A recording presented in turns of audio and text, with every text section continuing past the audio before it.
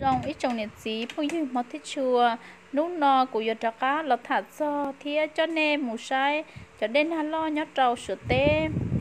giờ li nút nọ giờ nút nền gạo trâu lúc gì linh tu trong ớt xiết nền gạo nọ cho đến hà lo ở nhớ trâu sửa tê ở lò bơ thảo lúc lắc linh tu là cho trâu ta chỉ nọ những chỉnh chỉ tàu tu giờ linh đá nút nọ nhớ trâu sửa tê cú tàu lò hà lo cơn gạo li cho đê thía cho na chế những tàu bằng gạo lì nếp bọn nọ cho đến na chỉ những chờ bằng lì nếp bọn nọ sư nhớ lì cho đến na lót nọ nương lò chúa lu trâu út trâu nọ nhớ lì đỡ thế lì ua trâu chống va chống chế ú khó nọ tu mù nhớ lì nhớ trâu nút nọ nên cậu trâu lú dị linh tu nọ đến na lo tàu lò nhá va chế thia nhá chế lo thia nhá khó nọ cũng lòng tín xia nhớ trâu số tê giờ linh tờ cho đến na nọ những chỉnh chỉ tao tu li trở li cho nọ chứ ua tao thả lo mù mà trong nói cho trong lo na lo chấp lời nhất trong tờ số tê ua tao số buồn trong lợn tao lún trong thía tao dạ trả công lòng thảo lúc lắc linh tu ua số cho số lúc bà đê tao là tao xó là cho trâu ta chỉ nọ trên tu lò dân lò na cơn gạo lì cho đê lò dân bú mù trâu út trâu nọ đê na giận lòn gì thia chế thiết li ô trâu nhá mù trâu út trâu nọ đê na lo lò trâu dậu nọ mà nhó trâu chọn trong lo mà trâu buồn trong lợn tao lú hành vì trâu khó chọn trong lon tờ mà nơi nhó trâu hổng trong trên đường tiết tia chế cho đê nọ lò nơi dân chỉ một trâu tợ một trâu khó tư trên đường thiết li nhá một trâu út trâu nọ họ tê va tê chế trâu li nê bọn nọ lò dân vào ô đỏ ô đi dạ li ô nơi chỉ trâu khó li lợ vì trâu khó đê na lo thia đê lò tàu nú hành lợ do linh đá ô trâu chó trồng lắp bê sảnh nhất trâu số tế tàu chí xua lúc xính tàu chí cho kế giỏi nhẹ thia tàu chí cho kế buồn trong cống lồng đợt trâu va chê đợt trâu tê chế tê kế buồn trong ta lặng tàu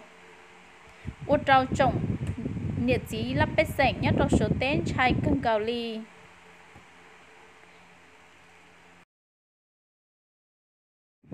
nhớ trâu số tế cho nọ chứ nhớ trâu rút tết cho nọ là cút tao hay tìa là yon thiế cho kế lọt tí thái cho đến hà lo nọ cọ chỉ thóp ô buồn trong gì trâu là lúc tết trả là tiệt xì làm cho trâu nút nọ là cho đến hà lo nọ nhưng chỉnh lo cân gạo lì cho tín ninh buồn trong lò nhưng một trong tàu lanh hành là chỉ ta ninh đá lò trong nọ chỉnh hay trong uống một các có vít cầu chua nhớ trâu là lúc tết chờ của trâu sát sắp là ly thia do linh tờ trở li bê sẽ đặt tao bỏ nọ mà số những cuốn trong lợn tao hành chỉ hai công lông số cho là kế là lụa là xì cho kế cứ nọ cứ hào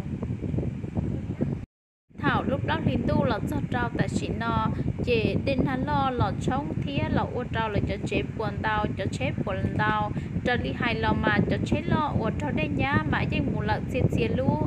họ cho nên tua vị đến hà lo mà dân giờ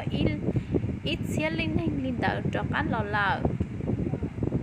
do linh tờ bỏ tao hai tìa xong nó nhất trong số tế mà nị chua ly xuống trong bạ của do đến hắn lo thiết các món của vít cậu chua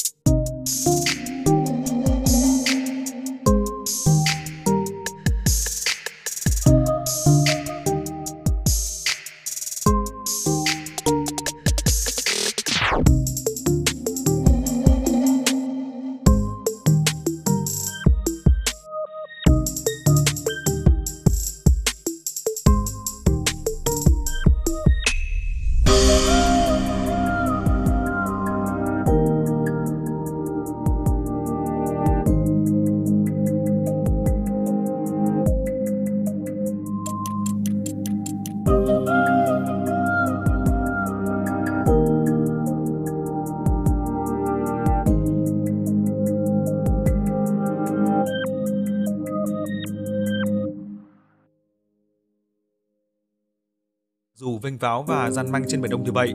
nhưng thực chất, nền kinh tế Trung Quốc đang gặp nguy vì lệnh trừng phạt hàng loạt từ Mỹ. Và hơn nữa là những thiên tai liên tiếp trong nước, điển hình là lũ lụt và dịch Covid-19. Lũ lụt liên tiếp nhiều tuần dọc khu vực sông Dương Tử, con sông dài nhất Trung Quốc, đặt gánh nặng lên nền kinh tế vốn đã bị tác động vì dịch Covid-19. Dù giới chức chưa tiết lộ tổng thiệt hại kinh tế do các đợt mưa lũ từ tháng 6 tới nay, nhưng nhiều công ty trong khu vực bị ảnh hưởng đã phải tạm dừng hoạt động. Công ty các nguồn tài nguyên Sanghe, một trong các công ty sản xuất đất hiếm, có trụ sở tại Tứ Xuyên của Trung Quốc cho biết, lũ lụt đã khiến tài sản cố định bị hư hỏng nghiêm trọng, trong đó có máy móc, thiết bị ở 2 nhà máy nằm trong vùng ngập lụt. Công ty niêm yết trên sàn giao dịch Thượng Hải này ước tính thiệt hại ban đầu khoảng 390 đến 520 triệu nhân dân tệ. Dù chưa thể cử nhân viên công ty tới các cơ sở đánh giá thiệt hại thực tế. Trong năm 2019, một trong số các nhà máy của Sanghe sản xuất 28.227 tấn đất hiếm Salin và chiếm khoảng 8% thu nhập của công ty. Đất hiếm Salin là một trong số 17 kim loại thiết yếu trong ngành sản xuất điện thoại thông minh và các thiết bị điện tử khác. Giá cổ phiếu công ty này đã giảm xuống còn 7,90 nhân dân tệ hôm 24 tháng 8, thấp hơn 11% so với một tuần trước đó. Theo trang web Thông tin Công nghiệp Trung Quốc, năm 2019, nước này sản xuất 132.000 tấn đất hiếm, chiếm gần 2/3 lượng sản xuất trên toàn cầu.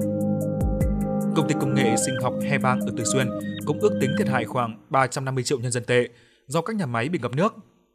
Theo các nhà phân tích của công ty chứng khoán Everbright, Hebang cùng với tập đoàn Fuhua chiếm 24% sản lượng quặng phốt pho, một trong những khoáng sản được sử dụng trong sản xuất phân bón và thức ăn chăn nuôi. Hiện vẫn chưa rõ khi nào hoạt động sản xuất mới có thể bắt đầu trở lại. Lũ lụt cũng ảnh hưởng tới nhà sản xuất da thuộc Genning ở Tứ Xuyên. Công ty sở hữu nhà máy 157.000 m² bị ngập trong biển nước lũ. Công ty này cho biết phải mất 3 tháng mới có thể khôi phục hoạt động. Mưa lũ ảnh hưởng 4 triệu người, gây thiệt hại gần 3 tỷ đô la Mỹ. Mưa lũ liên tiếp ở Trung Quốc đã ảnh hưởng tới gần 4 triệu người và gây thiệt hại trực tiếp gần 20 tỷ nhân dân tệ. Tuần trước, Chủ tịch Trung Quốc Tập Cận Bình, Thủ tướng Lý Khắc Cường đã trực tiếp thị sát các khu vực bị ảnh hưởng bởi lũ lụt, đồng thời đảm bảo sẽ kiểm soát lương thực và hỗ trợ kinh tế. Mặc dù một số đập ở Trung Quốc, đặc biệt là đập Tam Hiệp ở tỉnh Hồ Bắc, đã phải chứa nước lũ trong các hồ chứa ở mức kỷ lục, nhưng người dân ở các khu vực lân cận vẫn đang sống trong cảnh lo ngại khi các đợt lũ liên tiếp hình thành. Theo Tân Hoa Xã, mực nước trong hồ chứa của đập Tam Hiệp lên mức kỷ lục 167,65 m hôm 22 tháng 8, mức cao nhất kể từ năm 2003 tới nay. Đến ngày 24 tháng 8, mực nước đã rút xuống còn 165 m, nhưng vẫn cao hơn so với mức tối đa 145 m để kiểm soát nước lũ trong giai đoạn mưa mùa hè và mùa thu. Bộ Quản lý Tình trạng Khẩn cấp Trung Quốc cho biết, mức nước dọc các con sông chính vẫn cao và yêu cầu chính quyền các địa phương tiếp tục duy trì cảnh báo do mưa vẫn tiếp tục trong tuần này.